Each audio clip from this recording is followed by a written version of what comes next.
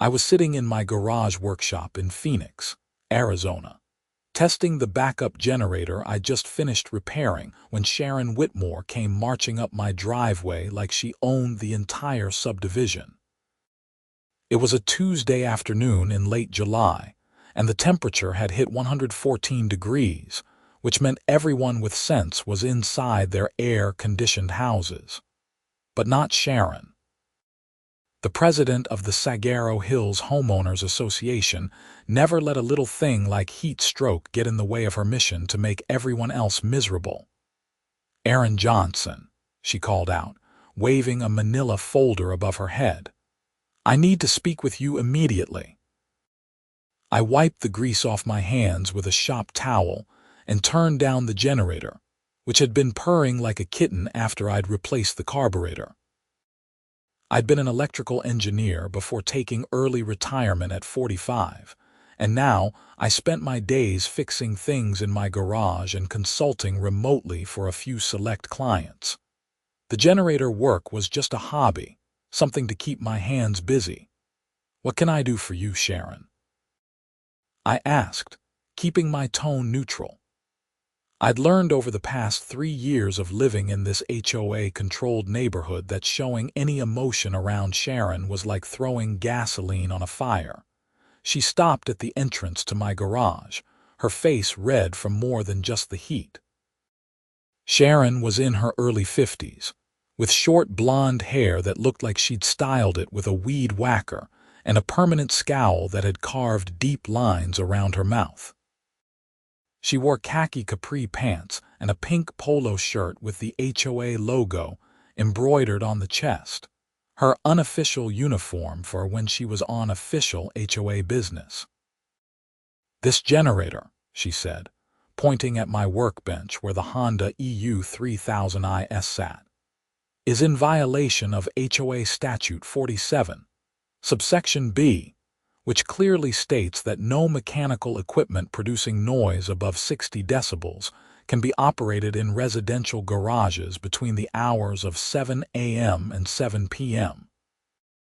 I glanced at my watch. It was 2:30 in the afternoon. "Sharon, this generator barely makes 57 decibels at full load. I've measured it myself. It's one of the quietest models on the market." She flipped open her folder and pulled out a printed document, thrusting it toward me. "I don't care what your measurements say. I can hear it from my house, and that's a violation. You need to cease all generator operations immediately." I took a deep breath, counting to 5 in my head. Sharon lived 4 houses down and across the street. There was absolutely no way she could hear my generator from there, especially with her own air conditioning running. But arguing with her was pointless. I'd seen her reduce grown men to tears over mailbox colors and lawn gnomes. "All right, Sharon, I'll turn it off. Is there anything else?" She narrowed her eyes, sensing that she hadn't gotten the fight she was looking for. Then her gaze moved past me to the other generator sitting in the corner of my garage, a larger Champion 7500-watt unit that I'd picked up at an estate sale. It needed a new starter and I'd been planning to work on it next week. "How many generators do you have?" she demanded. "2 right now. That one needs repairs." "You're running a business out of your garage." Her voice rose an octave and I could practically see the gears turning in her head. "That's a clear violation of Statute 23, which prohibits all commercial activities in residential properties." "I'm not running a business. I fix things as a hobby. I don't charge anyone." "Then why do you have 2 generators?" "Because I like fixing things, Sharon. It's what I do for fun." She pointed at me, her finger jabbing the air. "I'll be investigating this further. Don't think you can pull the wool over my eyes, Aaron Johnson. I've been running this HOA for 7 years and I know every trick in the book." With that, she spun on her heel and marched back down my driveway, her folder clutched to her chest like a shield. I watched her go, then turned back to my generator and shut it down completely. There was no point in giving her more ammunition. That evening, I was sitting on my back patio with a cold beer, watching the sun set over the desert when my phone rang. It was Marcus Chen, my next-door neighbor and one of the few sane people in the neighborhood. "Hey, Aaron, did Sharon come by your place today?" "Yeah, about 2:30. "Why?" "She stopped by here about an hour ago, asking questions about your garage. Wanted to know if I'd seen people coming and going, if there was excessive traffic, that kind of thing." I took a sip of beer and sighed. "She thinks I'm running a business. Are you?" "No, I fix things for fun. Sometimes I help people out if they ask, but I don't charge." "Well, you might want to be careful. Sharon's got it in her head that you're violating some rule, and you know how she gets." I did know. Marcus had told me about the Hendersons, who'd gotten fined $3,000 for painting their front door the wrong shade of beige, and the Thompsons, who'd been forced to remove their vegetable garden because Sharon claimed it was an eyesore. The HOA in Saguaro Hills had more power than most people realized, and Sharon wielded that power like a medieval tyrant. The next morning, I found a formal notice taped to my front door. It was from the HOA, signed by Sharon Whitmore in her capacity as president, informing me that I was required to attend a special hearing on Friday at 7 p.m. to address multiple violations of community standards. The notice listed 3 charges: operating a commercial business from my residence, creating excessive noise, and storing unsightly equipment in my garage. That last one made me laugh. My garage door had been closed when Sharon visited. She couldn't have seen the generators unless she'd walked right into my garage, which meant she'd been trespassing. I called my lawyer, David Martinez, who I'd kept on retainer specifically for HOA issues. After the Hendersons incident, I'd figured it was only a matter of time before Sharon set her sights on me. "Aaron, good to hear from you," David said. "What's Sharon done now?" I read him the notice, and he made thoughtful noises on the other end of the line. "Okay, so this is pretty standard Sharon intimidation tactics. The commercial business claim is the serious one. If they can make that stick, they can fine you up to $10,000 and potentially force you to sell your house. I'm not running a business." "I believe you, but we need to prove it. Do you keep records of your generator work? Any receipts, emails, texts asking for your help?" "I've got some texts from neighbors asking if I could look at things, but I never charged them. I always said it was just friendly help." "Good. Forward those to me. We'll also need to show that you're not generating income from this activity. Bank statements, tax returns, that sort of thing. Whatever you need." "One more thing," David said, his tone shifting. "Sharon mentioned storing equipment in your garage." "How did she know what was in there?" "Good question. My garage door was closed when she showed up. So she either looked through a window or walked into your garage uninvited. Either way, that could be trespassing. We might be able to flip this around on her."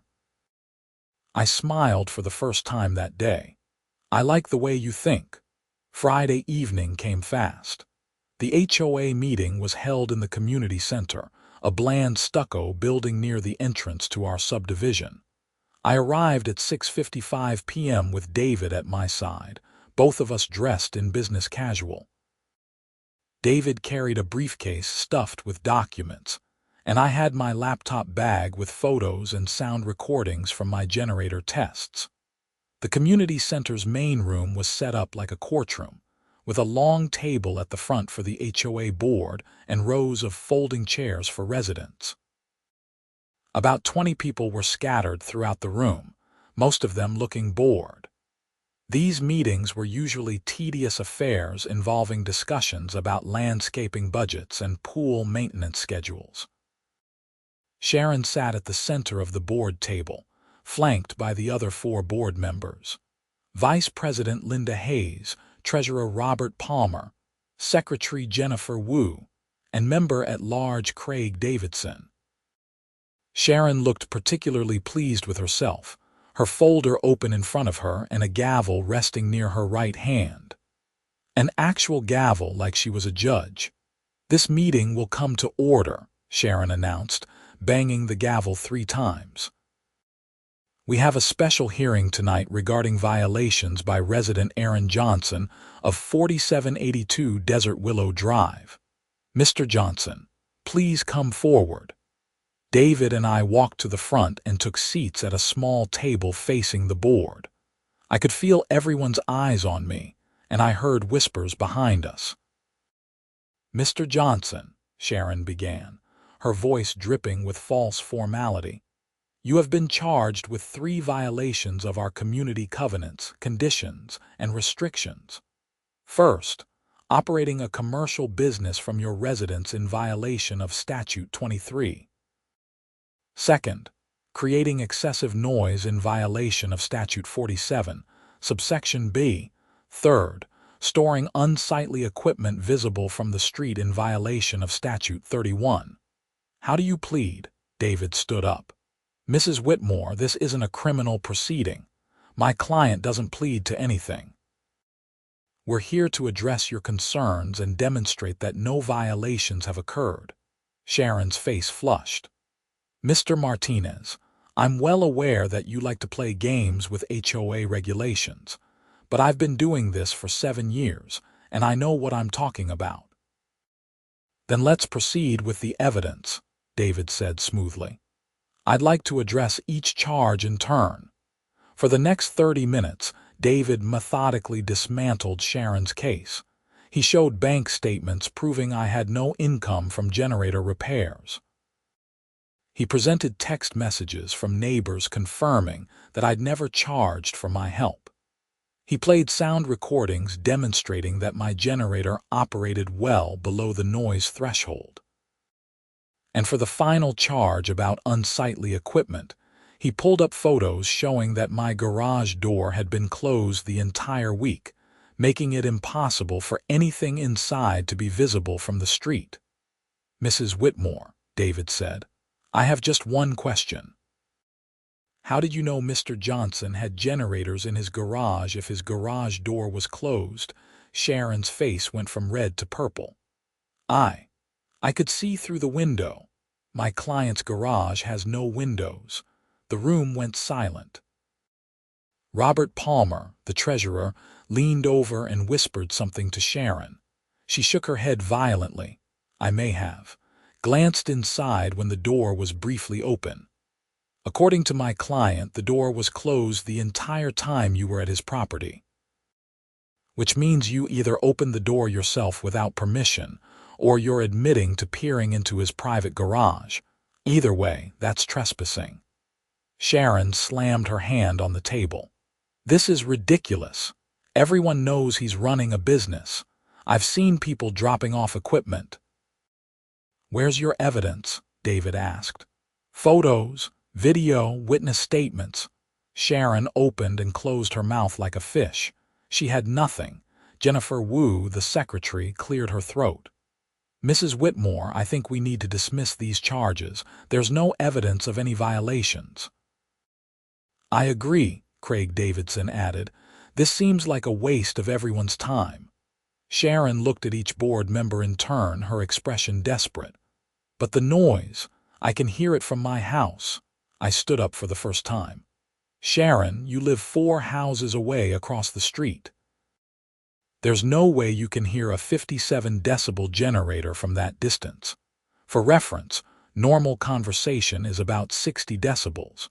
You're saying you can hear someone talking quietly in their garage from 4 houses away." Several people in the audience laughed. Sharon's face went from purple to almost white. "This meeting is adjourned," she said quietly, banging her gavel once. Then she gathered her papers and rushed out of the room. David and I walked back to my house feeling pretty good about ourselves. The charges had been dismissed, and Sharon had been humiliated in front of the entire board and half the neighborhood. I figured that would be the end of it. I was wrong. The next morning, I woke up to find my mailbox had been knocked over. Not just tipped, but completely destroyed, like someone had taken a baseball bat to it. The metal post was bent at a 90-degree angle, and the mailbox itself was in 3 pieces scattered across my lawn. I called the non-emergency police line and filed a report, then spent the morning installing a new mailbox. The whole time, I kept thinking about Sharon's expression when she'd rushed out of the meeting. She'd looked angry enough to do something stupid. That afternoon, Marcus came over with a 6-pack of beer and some news. "Sharon's telling people you threatened her at the meeting," he said, popping open a can. "She's claiming you and your lawyer were aggressive and intimidating." We sat there and presented facts. That's it. "I know, but she's spinning it differently.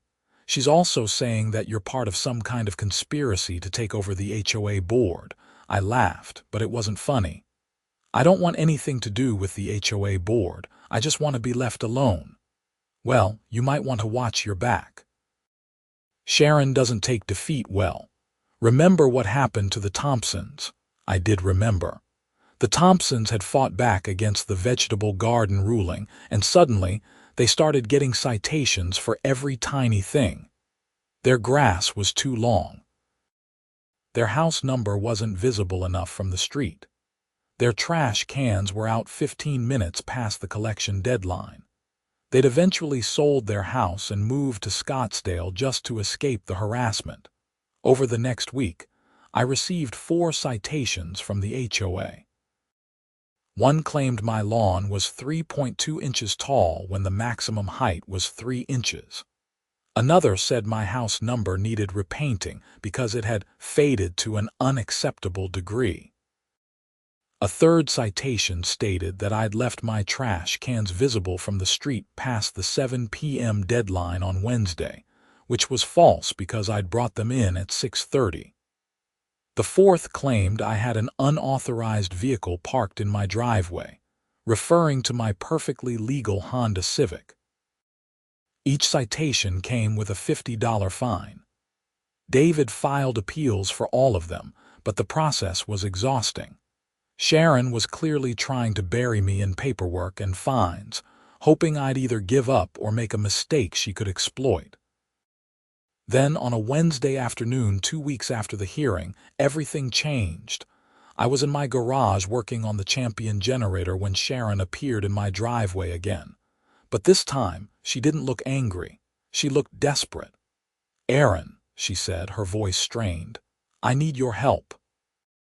I set down my wrench and stared at her.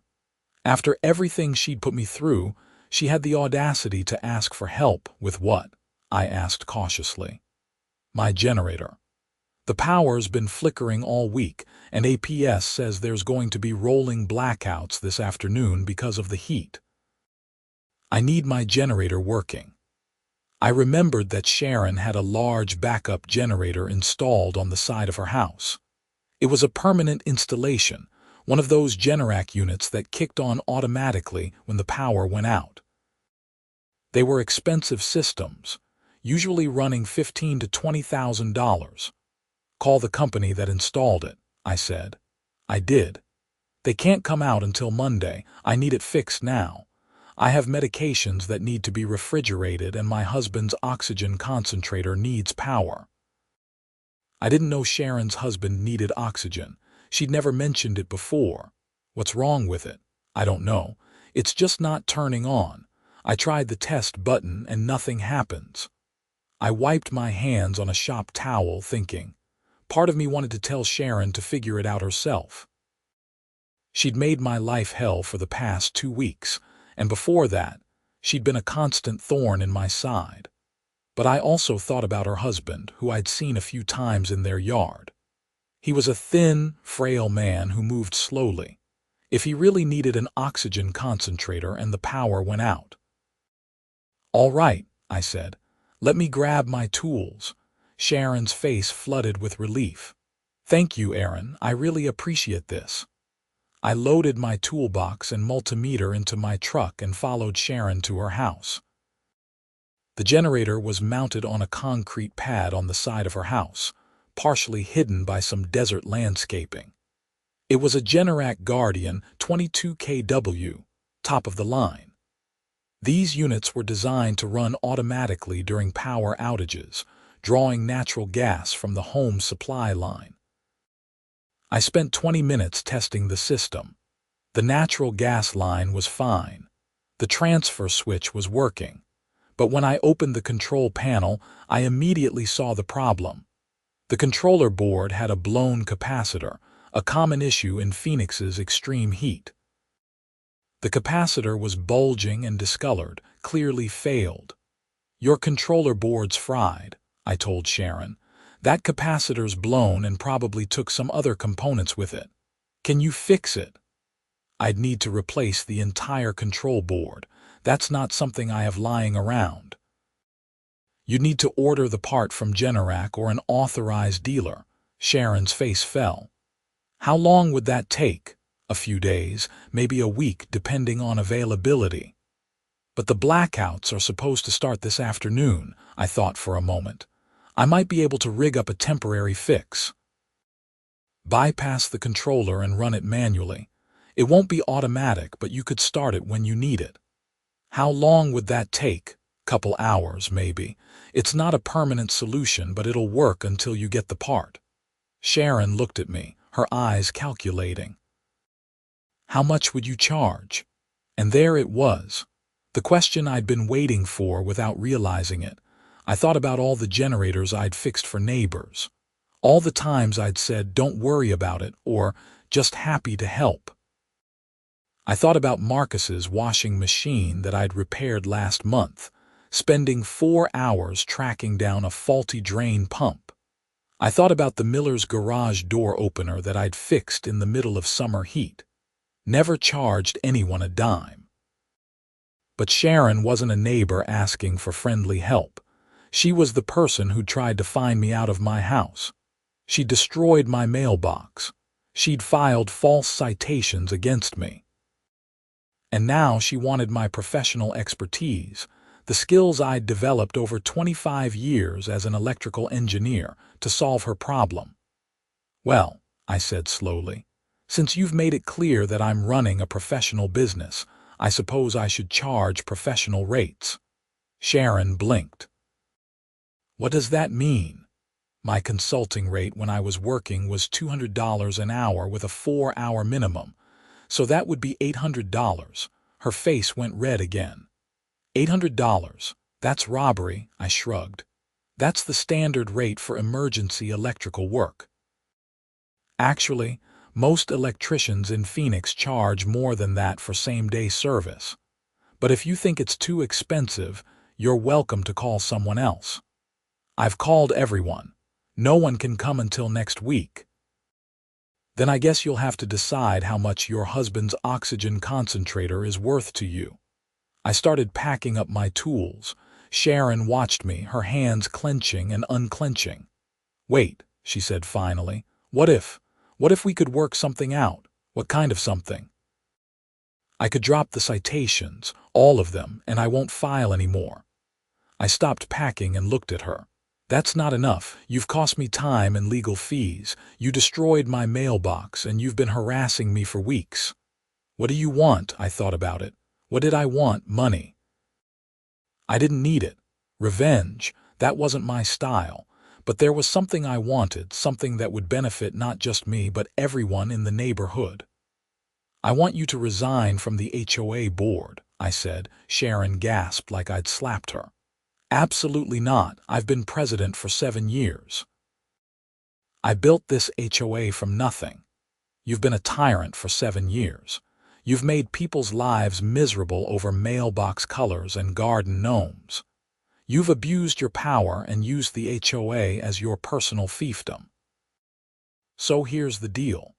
You resign from the board effective immediately, and I'll fix your generator for free. Otherwise, you pay me $800 right now." Sharon stared at me, her face cycling through about 6 different shades of red and purple. I could see her mind working, weighing her options. The HOA presidency was her identity, the thing that gave her power and purpose. But her husband needed his oxygen concentrator, and the power company had already sent out warnings about the blackouts. "I need to think about it," she said finally. "The blackouts start in 3 hours. You've got until then to decide." I loaded my tools into my truck and drove home. Marcus was waiting on my driveway when I pulled up. "What was that about?" he asked.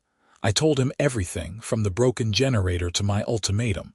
Marcus listened, his eyes getting wider and wider. "Dude, that's brilliant. But she's never going to resign. That board position is her whole life. Then she pays $800 or her generator stays broken." Marcus laughed and shook his head. "I'm going to grab some popcorn. This is going to be entertaining." 2 hours later, just as the temperature hit 116 degrees, my doorbell rang. It was Sharon, and she looked like she'd aged 10 years. Her husband stood behind her, a portable oxygen concentrator in a rolling bag beside him. He was even frailer up close, his skin pale and papery. "I'll resign," Sharon said quietly. "Just please fix the generator. Tom needs it." Tom, her husband, looked embarrassed. "I'm sorry about all this," he said, his voice wheezy. "Sharon gets a little overzealous sometimes." A little overzealous was the understatement of the century, but I nodded. "Let me get my tools." I spent the next 3 hours at Sharon's house, carefully bypassing the failed controller and setting up a manual start system. It wasn't elegant, but it worked. When I tested it, the generator roared to life, and the transfer switch smoothly shifted the house over to generator power. "You'll need to start it manually during outages," I explained to Tom, showing him the process. "And you should still order that replacement controller. This is just temporary." Tom nodded, watching carefully as I demonstrated. Sharon stood off to the side, silent. "Thank you," Tom said when I was finished. "I really appreciate this, and I'm sorry about everything Sharon's put you through." "Not your fault," I said. Sharon walked me out to my truck. The sun was setting, painting the sky in shades of orange and purple. "I'll submit my resignation tomorrow," she said. "But I want you to know that everything I did for this community. I was trying to maintain standards." "Sharon, there's a difference between maintaining standards and being a bully. You crossed that line a long time ago." She looked at me, and for the first time I saw something other than anger in her eyes. Maybe it was regret. Maybe it was just exhaustion. "I know," she said quietly. Then she turned and walked back into her house. The next morning, an email went out to all HOA members. Sharon Whitmore had resigned as president, effective immediately, citing personal reasons. Vice President Linda Hayes would assume the role until the next scheduled election in 6 months. The neighborhood Facebook group exploded with speculation. Some people were shocked. Others were celebrating openly. A few people, mostly Sharon's friends, were defending her and claiming she'd been forced out. Marcus came over that evening with beer and pizza. "You're a legend," he said. "People are calling you the Dragon Slayer. That's ridiculous. It's accurate. Sharon terrorized this neighborhood for years, and you took her down with a broken generator and some leverage. It's beautiful. I just wanted to be left alone." "Well, you might want to adjust those expectations. Half the neighborhood wants you to run for the HOA board." I nearly choked on my beer. "Absolutely not. I don't want anything to do with the HOA." But Marcus was right. Over the next week, I received dozens of calls, texts, and visits from neighbors encouraging me to run for a board position. They wanted someone who would stand up to the old guard, someone who understood that HOA rules should serve the residents, not control them. I thought about it. I really did.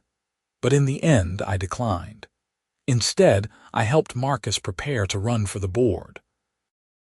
He'd always been level-headed and fair, and he actually enjoyed community organizing.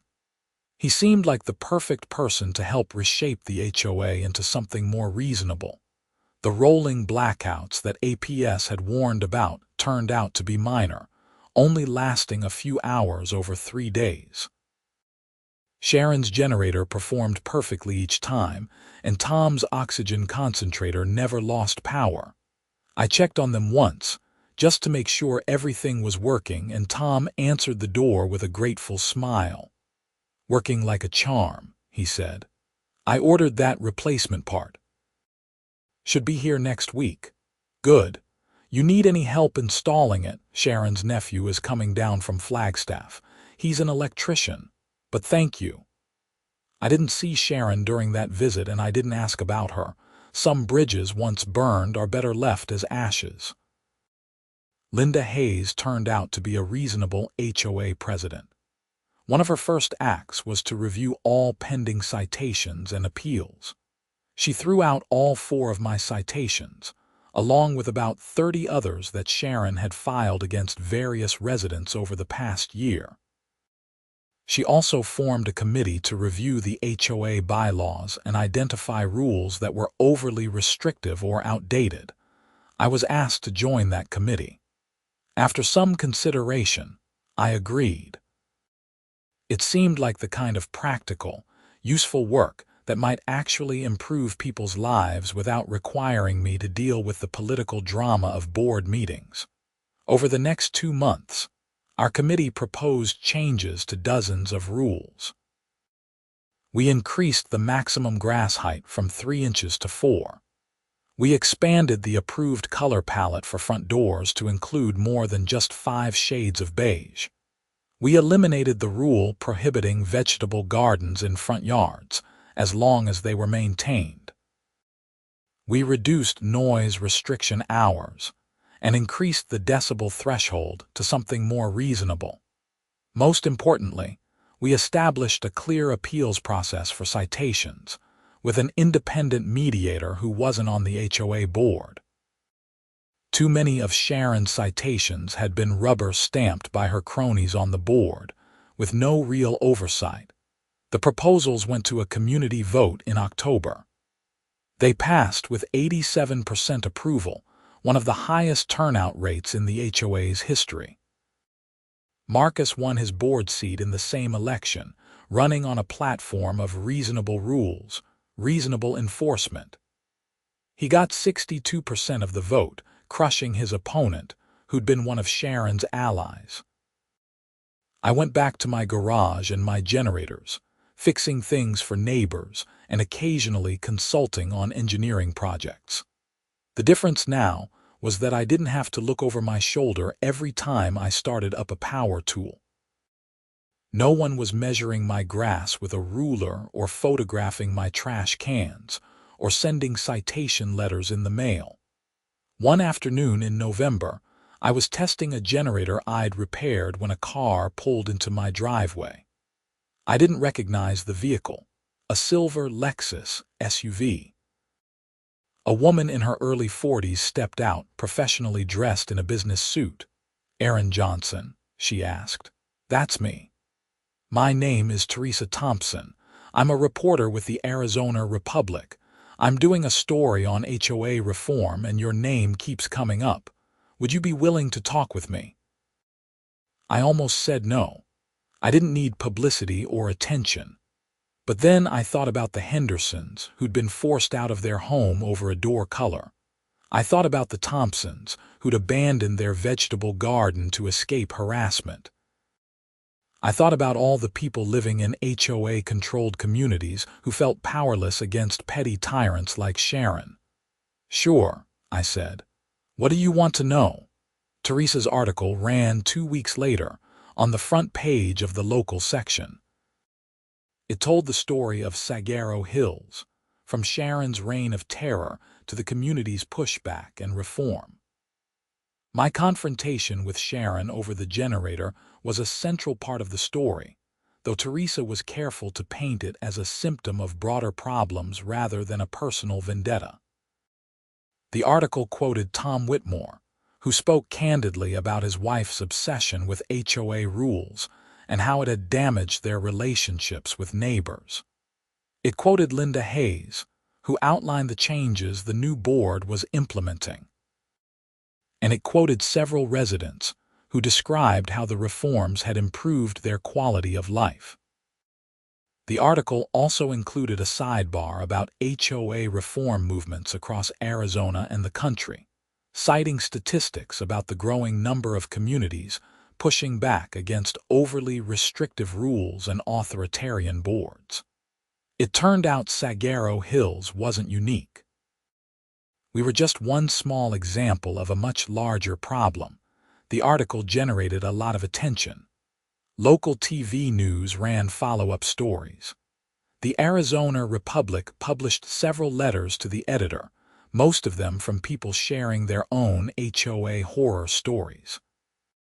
And I started getting emails and calls from people in other communities, asking for advice on how to reform their own HOAs. I never expected to become an accidental activist for HOA reform, but that's what happened. I helped residents in 3 other Phoenix area communities organize petition drives and run for their boards. I testified before the state legislature when they considered new laws regulating HOA powers. I even gave a talk at Arizona State University's law school about the legal issues surrounding HOA governance. Through it all, I kept fixing generators in my garage. It was my therapy, my way of staying grounded. There's something satisfying about taking a machine that's broken and making it work again. If only fixing human organizations was as straightforward as replacing a blown capacitor. Sharon Whitmore never returned to the HOA board. According to neighborhood gossip, she and Tom were considering moving to a 55-plus community in Sun City, somewhere without an HOA or at least with less stringent rules. I saw her once at the grocery store, a few months after everything went down. She looked at me, and I looked at her, and we both just kept walking. Some conversations aren't worth having. Marcus thrived on the HOA board, bringing an energy and creativity that had been missing under Sharon's leadership. He organized neighborhood events, including a block party in December that drew over 200 residents. He established a community garden in one of the common areas, with individual plots that residents could rent for $20 a year. He even convinced the board to install solar panels on the community center, reducing the HOA's operating costs and everyone's monthly dues. In January, almost exactly 6 months after my confrontation with Sharon, Linda Hayes called me. "Aaron, I've got a proposition for you," she said. "We're looking at installing backup generators at the community center and the pool house. With all these blackouts, we need reliable power for emergencies. Would you be willing to consult on the project? As a paid consultant," I asked, "of course. We'd pay your normal rate." The board voted unanimously to hire you. I thought about it for about 2 seconds. I'd be happy to help. The project took 3 months and came in under budget. We installed 2 commercial-grade generators, each capable of powering their respective buildings for up to 72 hours. We also set up the community center as a cooling station for residents during extreme heat events, with a refrigerator stocked with water and sports drinks. The generators kicked on for the first time during a major outage in April. A transformer had blown at a nearby substation, knocking out power to the entire neighborhood for 6 hours. While everyone else was sweating in their houses or running their personal generators, the community center was a cool oasis with lights, air conditioning, and cold water. About 50 residents showed up, including several elderly people who didn't have generators. Marcus organized a potluck with whatever food people could scrounge from their warming refrigerators. Someone brought a portable speaker and played music. Kids ran around playing tag while adults sat in folding chairs and talked. It felt like a real community, maybe for the first time since I'd moved to Saguaro Hills. Not because an HOA board had mandated it or organized it, but because people genuinely wanted to help each other. I was sitting in a corner, watching the scene and drinking a cold bottle of water, when an older woman I didn't recognize sat down next to me. "You're Aaron, aren't you?" she asked. "The one who stood up to Sharon Whitmore." "I'm Aaron, yeah. I'm not sure I'd put it that way, though." "Well, however you'd put it, thank you. My husband and I almost moved out of this neighborhood because of Sharon. She fined us 17 times in 2 years. Our house number wasn't reflective enough. Our bushes were trimmed in a pyramid shape instead of a dome shape. Our car was parked half an inch over the edge of our driveway. It was insane. I'm sorry you went through that. It's better now. Linda and Marcus and the new board, they actually care about the residents instead of just enforcing rules. And that started because you stood your ground."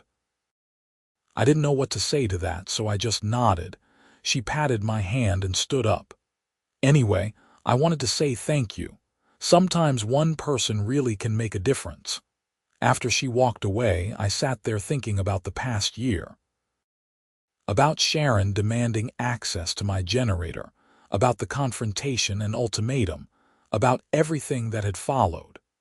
I'd never intended to start a revolution or become some kind of HOA reform advocate.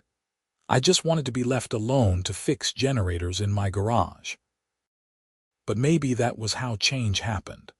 Not through grand plans or big gestures, but through ordinary people deciding they'd had enough and standing up for what was right. I'd drawn a line in the sand with Sharon, and that simple act had rippled outward in ways I never could have predicted. Marcus walked over and handed me another bottle of water. "Pretty good turnout," he said, gesturing at the crowded room.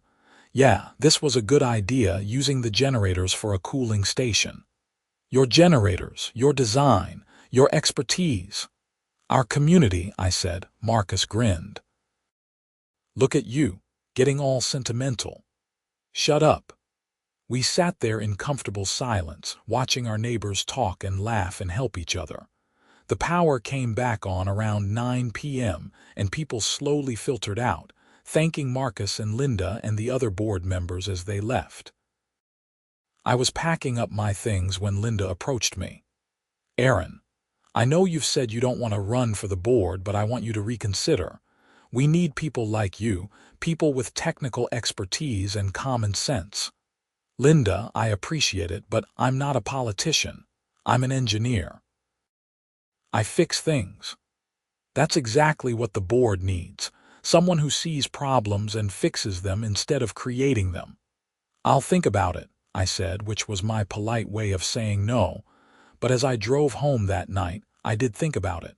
Not seriously, not really, but the seed was planted.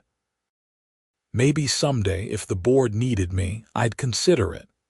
But for now, I was content to consult on projects and help from the sidelines. When I got home, I found a small package on my doorstep. There was no return address, just my name written in shaky handwriting. I brought it inside and opened it carefully. Inside was a handwritten note and a check for $800. The note read, "Aaron, I've been doing a lot of thinking since I resigned. You were right. I was a bully. I let the power go to my head and I hurt a lot of people, including you. This check is for the work you did on our generator. I know you said you'd do it for free, but your time and expertise are valuable. Tom wanted me to tell you that the new controller is working perfectly, and his oxygen concentrator never lost power again. Thank you for helping us when you had every reason to refuse. Sharon." I stared at the check for a long time. $800, made out to Aaron Johnson, signed by Sharon Whitmore. An apology in the form of payment for professional services rendered. I thought about cashing it. I'd earned it after all. But in the end, I did something different. I endorsed the check over to the HOA, with a note asking them to put it toward the community garden fund. Sharon's money would help grow vegetables and flowers instead of filing citations and enforcing petty rules. It seemed like appropriate poetic justice. Marcus texted me the next day. Dude, Linda just told me about the $800 donation for the community garden. That was you, wasn't it? Maybe. You're a better person than I am. I would have cashed that check so fast. It wasn't mine to keep. Sharon paid for a service I provided, but she paid under duress, sort of. Didn't feel right keeping it. Still, that's class. I didn't respond. It wasn't about class or being a better person. It was about closure. Sharon had apologized in the only way she knew how, and I'd accepted that apology by turning it into something positive for the community. The circle was complete. Life in Saguaro Hills settled into a comfortable rhythm after that. The HOA board functioned smoothly under Linda's leadership, with Marcus providing enthusiasm and fresh ideas. The new bylaws reduced conflicts and complaints by about 80%, according to Linda's records. People were happier, more engaged with their community, and less afraid of arbitrary enforcement actions. I continued fixing generators and consulting on occasional projects. The Arizona Republic called me a few more times for follow-up articles about HOA reform. I testified before a state legislative committee considering new regulations for HOA governance, sharing my story about Sharon and the generator, and how a simple broken machine had catalyzed significant change. Some of those regulations passed, including provisions requiring independent appeals processes for HOA citations, and limiting the fines that HOAs could levy for minor violations. It wasn't perfect legislation, but it was a step in the right direction. In August, a year after my confrontation with Sharon, the community held its annual meeting. Linda Hayes was running for president again, and Marcus was running for vice president. There were also several new candidates for other board positions, all of them running on platforms of continued reform and resident-focused governance. I attended the meeting out of curiosity and maybe a little nostalgia. The community center was packed, with over 300 residents in attendance. That was roughly double the turnout from previous years. Linda gave a speech about the progress over the past year. She talked about the new bylaws, the community garden, the backup generators, and the improved relationship between the board and residents. She mentioned my name several times, crediting me with sparking the reform movement, which made me uncomfortable but proud. When it came time for voting, Linda and Marcus won in landslides. The other reformist candidates also won, meaning the entire board was now composed of people committed to reasonable governance.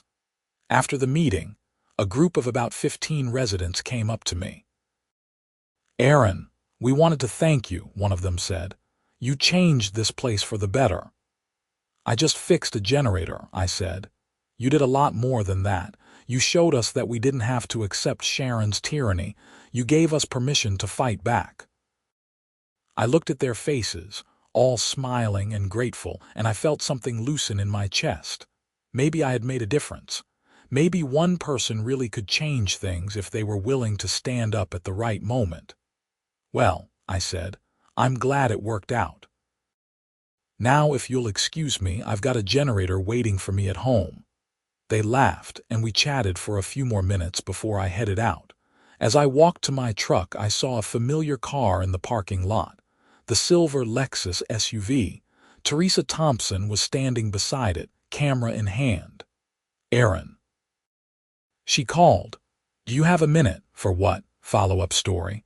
"1 year later, how has the community changed? I'd love to get your thoughts." "Teresa, I've given you plenty of thoughts. Talk to Linda or Marcus. They're the ones doing the real work. But you're the story.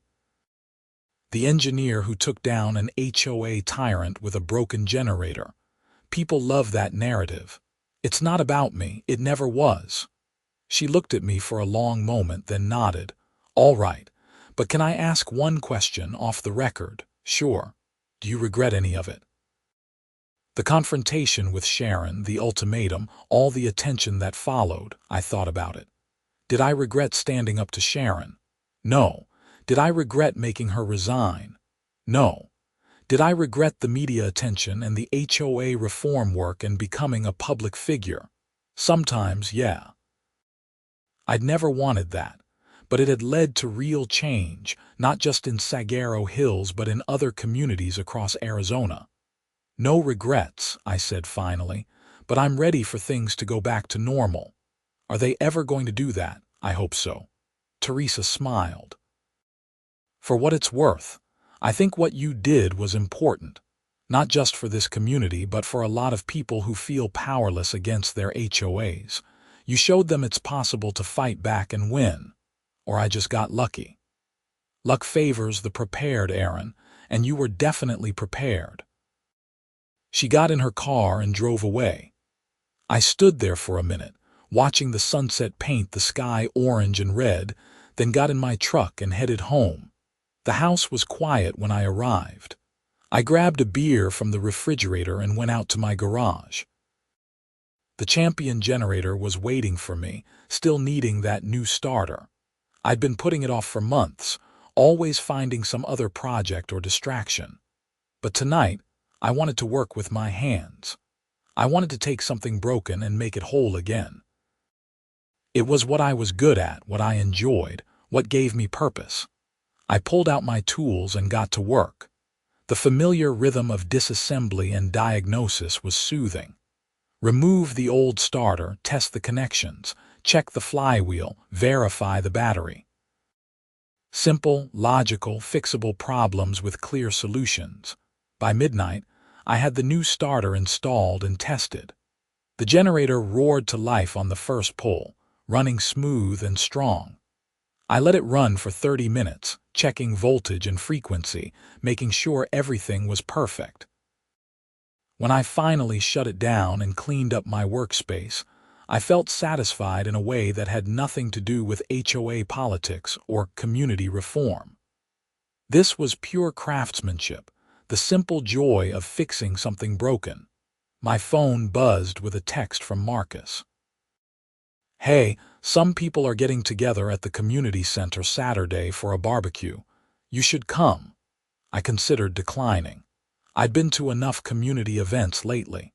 But then I thought about the faces at the meeting tonight, all those people who'd thanked me. I thought about the woman during the power outage who'd said I made a difference. I thought about Teresa Thompson's question about regrets. I'll be there, I texted back. Saturday came, and I showed up at the community center with a case of beer and some steaks from the butcher shop.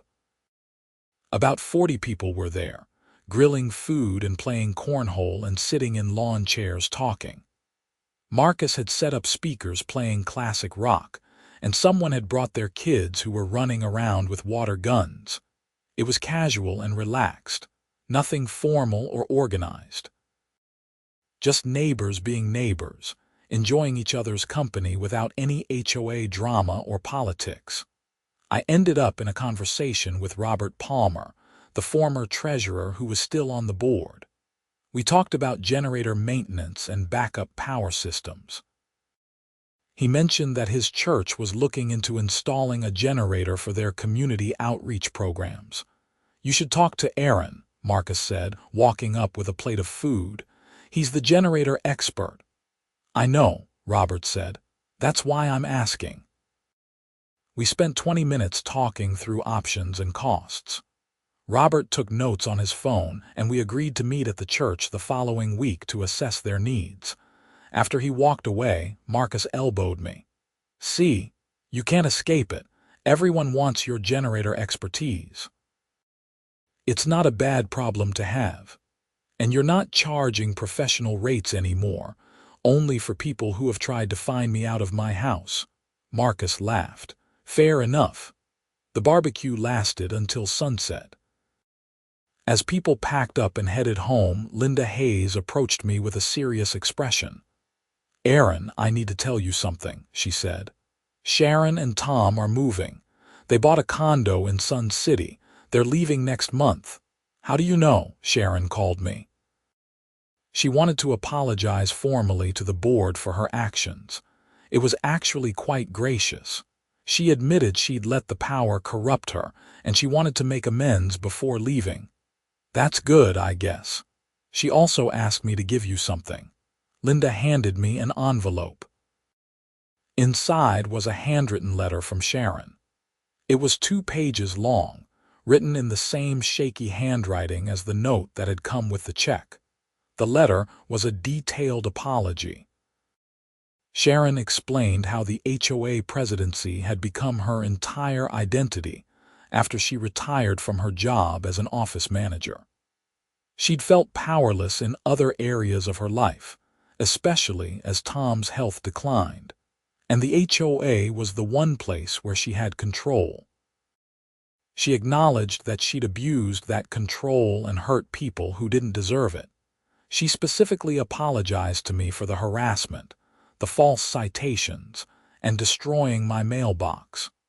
She admitted she'd done it in a moment of rage after the hearing, which I'd suspected but never confirmed. The letter ended with this: "You were right to make me resign. I needed to step away before I did more damage. Thank you for fixing Tom's generator when you had every reason to tell me to go to hell. Thank you for showing me what real integrity looks like. I hope someday I can be half as decent a person as you are." I folded the letter and put it back in the envelope. Linda was watching me with concern. "Are you okay?" she asked. "Yeah, I think I am. It takes a lot of courage to write a letter like that. It does." I hope she finds peace in Sun City. Me too. I drove home that night thinking about forgiveness and redemption. Sharon had been a terrible HOA president, a bully who'd made people's lives miserable, but she'd also been a human being dealing with her own fears and insecurities. She'd apologized and tried to make amends. That had to count for something. When I got home, I put Sharon's letter in a drawer with the other important documents. I didn't know if I'd ever read it again, but it felt right to keep it. The next few months passed quietly. Sharon and Tom moved to Sun City. Their house sold within a week to a young couple with 2 kids who seemed friendly and normal. The HOA continued to function smoothly under Linda and Marcus's leadership. The community garden flourished, producing tomatoes and peppers and squash that residents shared with each other. I kept fixing generators, consulting on backup power projects, and occasionally testifying about HOA reform. But mostly, I just lived my life. I worked in my garage, helped neighbors when they asked, and enjoyed the peace that came from living in a community with reasonable rules and reasonable enforcement. In November, Teresa Thompson's follow-up article ran in the Arizona Republic. It was a long piece tracing the changes in Saguaro Hills over the past year and highlighting how the community had become a model for HOA reform. The article mentioned Sharon's apology and departure, Linda's steady leadership, and Marcus's creative programs. It quoted several residents talking about how much better life was under the new board, and it quoted me, saying something I didn't quite remember saying, but that sounded true enough. HOAs should serve the residents, not the other way around. When that relationship gets inverted, everyone suffers. But it doesn't have to be that way. Communities can change if people are willing to stand up and do the work. The article sparked another round of attention. I got calls from HOAs in Texas and Florida and Nevada, all asking for advice on reform efforts. I talked to a documentary filmmaker who wanted to make a movie about HOA abuses. I was even invited to speak at a national conference on community governance. I declined most of it. I'd said what I needed to say, done what I needed to do. Now it was time to let other people carry the torch forward. On a cool evening in December, almost 18 months after my confrontation with Sharon, I was sitting on my back patio with Marcus and his wife Janet. We were drinking wine and watching the stars come out over the desert. "You know what I was thinking about today?" Marcus said. That moment when Sharon showed up asking you to fix her generator. If you'd said no, none of this would have happened. I don't know about that. Someone would have pushed back eventually. Maybe, but it was you who did it. You drew the line. I thought about that. About how a single moment, a single decision can ripple outward and change things in ways you never expect. If I'd told Sharon to call a professional, if I'd fixed her generator without asking for anything in return, if I'd asked for money instead of her resignation. Every choice created a different path, a different outcome. I'm glad it worked out, I said finally, but I'm also glad it's over. Is it though? Janet asked. People still come to you for help. You're still involved in HOA reform. It's not really over. The drama's over. The conflict's over. Now it's just work, and I can live with that. We sat in comfortable silence for a while, sipping wine and enjoying the evening. In the distance, I could hear generators humming, providing backup power to houses across the neighborhood. Some of those generators were ones I'd fixed or installed. They were doing their job quietly and reliably, keeping the lights on and the air conditioning running. That's what I wanted to be, I realized. A generator. Not flashy or dramatic, just reliable and useful, ready to kick on when needed, ready to provide power when the system failed. Not the center of attention, just a steady presence in the background. You're thinking deep thoughts, Marcus said. I can tell by your face, just reflecting. On what? On generators and HOAs and how strange life is. Marcus raised his glass. To strange life and generators and HOAs that don't suck. We clinked glasses and drank. The stars overhead were brilliant, undimmed by city lights. A coyote howled somewhere in the desert. The generators hummed their endless song. And I sat there, content in a way I hadn't been in years, knowing that I'd made a difference without trying to. That I'd changed things by simply standing my ground and refusing to accept tyranny disguised as governance. Sharon was gone. The HOA was reformed. The community was thriving. My generators were running smoothly. Everything was exactly as it should be.